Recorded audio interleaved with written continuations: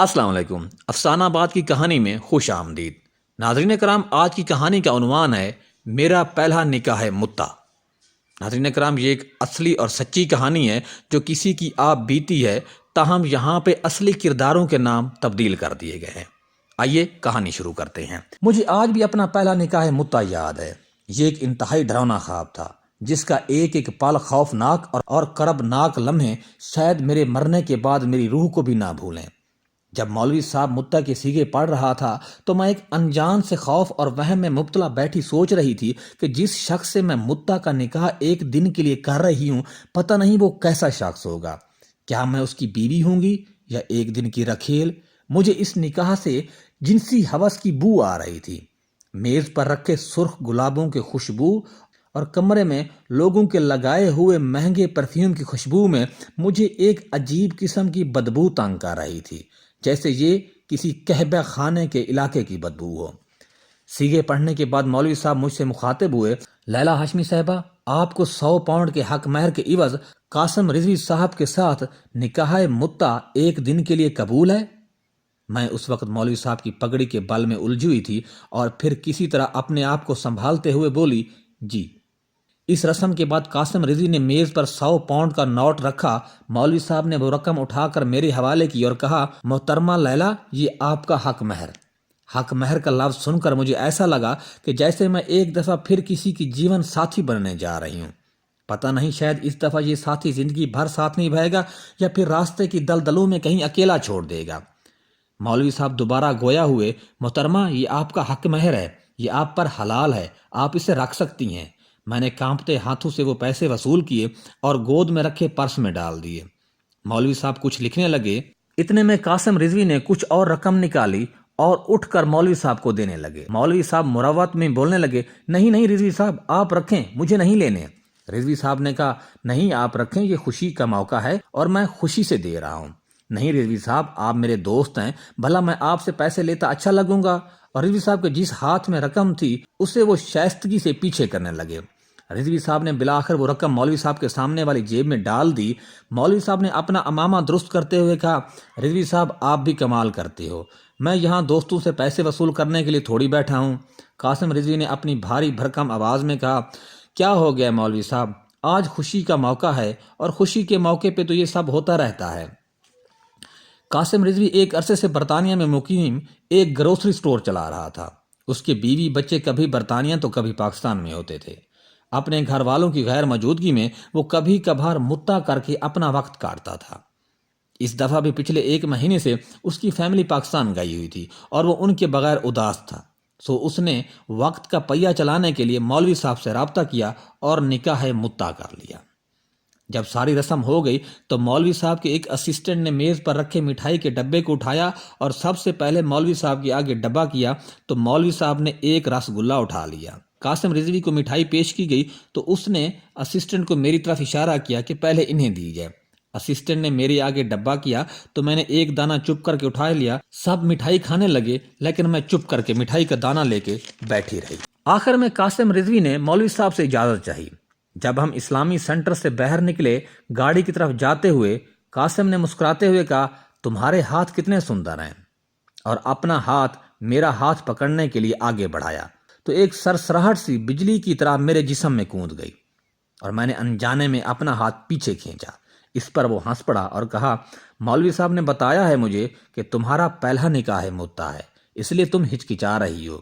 اچھی بات ہے، شرم حیا عورت کی نشانی ہے۔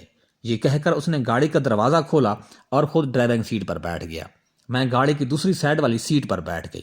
گاڑی چل پڑی اور میرے دل کی دھڑکن تیز ہوتی گئی اور دل ہی دل میں میں سوچنے لگی، یا اللہ، یہ کیا ہو رہا ہے؟ کیا میں جو کر رہی ہوں وہ ٹھیک ہے؟ اگر یہ کام نہ کروں تو کیا کروں؟ کوئی اور ذریعہ معاش بھی تو نہیں ہے۔ یہ سوچتے ہی میری آنکھوں سے آنسو ٹپ ٹپ برسنے لگے اور میں رونے لگی۔ قاسم نے جب یہ دیکھا تو اس نے کہا، ارے ارے، کیا ہو گیا ہے، تم کیوں پریشان ہو رہی ہو؟ آگے ایک اشارے پہ رک گیا۔ میں اپنے گھٹنوں میں رکھے ہاتھوں پر سر دبا کر رونے لگی۔ قاسم نے ایک ہاتھ میری پیٹھ پر رکھا اور دوسرا میرے بازو پر۔ مجھے ایسے لگا جیسے کسی نے لکڑ میری پیٹھ پر زور سے ماری ہو اور میرا سانس ایک جگہ پر رک گیا۔ میں حرکت نہ کر سکی اور پھر میرے ذہن میں آیا، کہ میں اس کی ایک دن کی شرعی بیوی ہوں، اس کا ایک دن کا مجھ پہ حق ہے، وہ مجھے چھو سکتا ہے، مجھے گلے لگا سکتا ہے، پیار کر سکتا ہے، اپنی خواہش کا اظہار کر سکتا ہے، اور اس کے عوض میں اس سے 100 پاؤنڈ حق مہر وصول کر چکی ہوں۔ یہ سوچنے کے بعد میں ایک دم بے خود ہو گئی اور کوئی مزاحمت نہ کی۔ میں نے سر اوپر اٹھایا، اپنے آنسو پونچھے اور سڑک پہ آگے دیکھنے لگی۔ قاسم مسکراتے ہوئے تسلیاں دے رہا تھا۔ اس کی تسلیوں کو اب میں نے ایک نعمت شمار کرنا شروع کر دیا۔ جب وہ مجھے اپنے گھر لے گیا تو اس وقت شام ہو چکی تھی۔ گاڑی سے اتر کے ہم ڈرائیونگ روم میں داخل ہوئے تو اس نے کہا، آپ بیٹھو، میں تھوڑا فریش ہو لوں۔ اگر آپ نے فریش ہونا ہے تو سامنے واش روم ہے۔ میں چپ کر کے صوفے پہ مہمانوں کی طرح بیٹھ گئی اور وہ اندر واش روم چلا گیا۔ تھوڑی دیر کے بعد آیا تو میرے ساتھ صوفے پہ بیٹھ گیا اور ساتھ ہی ٹی وی بھی آن کر دیا۔ وہ مجھ سے اٹکیلیاں کر رہا تھا اور میں خاموش تھی۔ رات کا کھانا کھانے کے بعد وہ مجھے اپنی خوابگاہ میں لے گیا۔ میرے لیے اس نے کچھ رات کے پہننے کے لیے کپڑے رکھے ہوئے تھے۔ وہ کپڑے الماری سے نکال کر مجھے دیتے ہوئے بولا، لیلا تم یہ نئے کپڑے پہن لو، میں ابھی آتا ہوں۔ اس کے دیے ہوئے کپڑے پہن کے میں بیڈ پر بیٹھ گئی۔ وہ تقریباً 35-40 منٹ بعد آیا تو اس کی حالت عجیب سی تھی۔ آنکھیں سرخ تھی، تھوڑا تھوڑا لڑکڑا کے چل رہا تھا۔ برطانیہ جیسے ماحول میں مجھے رہتے ہوئے اندازہ ہو گیا تھا کہ قاسم نے شراب پی ہوئی ہے۔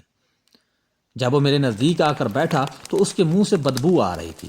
میں نے اپنے منہ پر ہاتھ رکھ لیا اور خوف کے مارے میرا کلیجہ دھک دھک کرنے لگا اور یہ دھک دھک میرا گلا بند کر رہی تھی کہ نہ جانے اب کیا ہونے والا ہے۔ اس سے پہلے میں نے جو سوچ بنائی تھی کہ میں قاسم کی بیوی ہوں، مجھے بیوی والا سلوک ملے گا، اس کا مجھ پر حق ہے، لیکن یہ سب خیالات ایک سیکنڈ میں ہوا ہو گئے۔ میں ٹیبل لیمپ کی روشنی میں اپنے آپ کو کہیں انگریزی چکلے کی جگمگ کرتی ہوئی روشنیوں میں پڑی ہوئی محسوس کر رہی تھی۔ میرے اوسان خطا ہو رہے تھے۔ قاسم کا رویہ ایک شوہر کی بجائے کہبہ خانے پہ آئے ہوئے سیٹھ کی طرح تبدیل ہو رہا تھا۔ پھر اس نے میرے جسم کو روندنا شروع کر دیا، مگر وقت تھا کہ ختم ہی نہیں ہو رہا تھا۔ میں آہستہ آہستہ ختم ہو رہی تھی، کرب بڑھتا جا رہا تھا، مگر قاسم کے روپ میں وحشی درندہ مجھے ایسے استعمال کر رہا تھا جیسے ایک تاجر کے پاس اپنی چیز سے زیادہ منافع کمانے کے لیے وقت کم ہو۔ ایسے تاجر کو اس چیز سے کوئی غرض نہیں ہوتی کہ اس کی چیز اور گاہک پہ کیا اثر ہوگا، وہ صرف زیادہ سے زیادہ منافع کمانے کے چکر میں ہوتا ہے۔ میں نے ساری رات کانٹوں پر گزاری، مجھے قیامت کے عذاب بھول گئے۔ ایک آدھ دفعہ ذہن پہ میں نے موت کی خواہش کا بھی اظہار کیا، مگر کچھ نہ ہو سکا۔ ایک ایک پل ذہن میں نقش ہو کر پھوڑ پھنسی بن گیا۔ تاجر کا جب پیٹ منافع حاصل کرنے سے بھر گیا تو وہ اسی حالت میں اوندھے منہ ہی سو لیا۔ میں درد کے مارے اپنی جگہ سے ہل نہ سکتی تھی۔ جب صبح ہوئی تو قاسم اپنے بستر سے اٹھا، ایک نظر مجھے دیکھا، میں ایک دفعہ پھر خوف سے ہل کر رہ گئی اور وہ کوئی بات کیے بغیر وہاں سے چل دیا۔ میں ادھر ہی پڑی رہی۔ تقریباً 1 گھنٹے بعد دروازے پہ دستک ہوئی تو میں تھوڑی پریشان ہوئی۔ جب دوسری دفعہ دستک ہوئی تو میں نے جواباً کہا، کون ہے؟ تو اتنے میں دروازے کی باہر سے آواز آئی، میڈم آپ اٹھ جائیں، ناشتہ تیار ہے، پھر میں آپ کو اپنے گھر چھوڑ آؤں۔ جیسے کہنے والے کو یہ یقین ہوا کہ یہاں میں 1 رات کے لیے صرف آئی تھی۔ میں ایک دم ساکت ہو گئی۔ بیوی کے احساسات جو میرے ذہن میں ایک دن پہلے تھے، ان احساسات کی دھجیاں رات کو ہی اڑا دی گئیں۔ اب اس طرح کی بات کسی دوسرے کے منہ سے سن کر مجھے احساس ہوا جیسے میں کوئی داشتہ ہوں اور مجھے کوئی داشتہ ہونے کا طعنہ دے رہا ہے۔ دروازے پہ پھر سے آواز آئی۔ میں نے کہا، جی میں آتی ہوں۔ ٹھیک ہے میڈم، آگے سے آواز آئی۔ قدموں کی چاپ کی آواز جب دور ہوئی تو میں بڑی مشکل سے اٹھی، اپنے آپ کو سنبھالا۔ جب میں ڈرائنگ روم میں آئی تو ایک ادھیڑ عمر کا نوجوان ڈرائنگ روم میں کھڑا چیزوں کی صفائی کر رہا تھا۔ مجھے دیکھتے ہی بولا، میڈم آپ بیٹھیں، میں آپ کو ناشتہ گرم کر دیتا ہوں۔ نہیں رہنے دو، مجھے بھوک نہیں ہے۔ میرا جواب سن کر اس نے کہا، اچھا پھر میں آپ کو اپنے گھر چھوڑوں؟ میں نے کہا، جی چلو۔ پھر میں نے اس سے پوچھ لیا کہ قاسم رضوی صاحب کہاں ہیں؟ تو اس نوجوان نے ایک معنی خیز مسکراہٹ کے ساتھ جواب دیا، جی وہ تو صبح اپنے سٹور پہ چلے گئے ہیں اور مجھے کہا تھا کہ میں آپ کو آپ کے گھر چھوڑاؤں۔ میرے ذہن میں ایک خیال تیزی سے سرایت کر گیا کہ لوگ کس طرح ہر چیز کو اپنی تجارت کی کسوٹی پہ تولتے ہیں اور اسے اہمیت دیتے ہیں۔ 3 دن تک میں گھر پڑی رہی اور خوف کے مارے مجھے ایک پل بھی نیند نہ آتی۔ چوتھے دن میں ہمت کر کے اس مولوی کے پاس واپس پہنچی کہ اس سے پہلے والے واقعے کی شکایت کر سکوں۔ جب میں وہاں پہنچی تو مجھے ایسے محسوس ہوا کہ مولوی صاحب کو جیسے میرے واپس آنے کا انتظار تھا۔ جب میں اس کی آفس میں پہنچ گئی تو اس نے مسکرا کر مجھے خوش آمدید کہا۔ جواباً میں نے رونا شروع کر دیا کہ آپ نے کس طرح کے آدمی سے میرا نکاح کر دیا تھا۔ ایک تو وہ عمر میں مجھ سے کہیں بڑا تھا، میرے باپ کی عمر کا ہوگا، پھر اس نے مجھے ایسے ٹریٹ کیا جیسے میں اس کی بیوی نہیں کوئی بازاری عورت ہوں۔ اس کے ساتھ ہی میں زار و قطار رونا شروع ہو گئی۔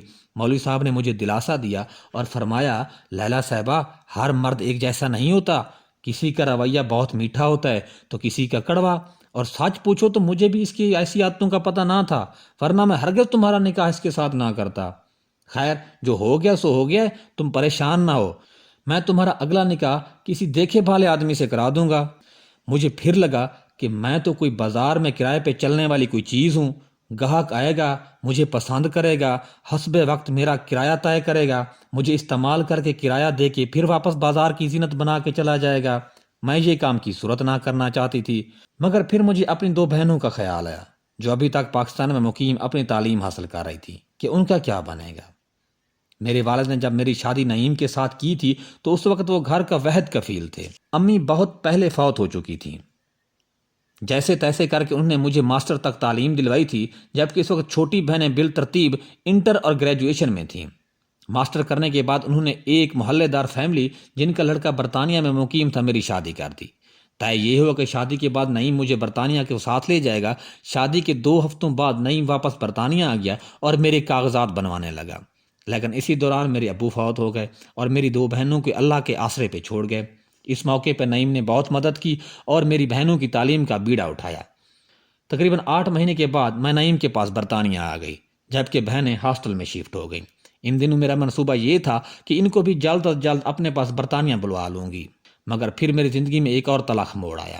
نعیم مجھ سے اکتانے لگا۔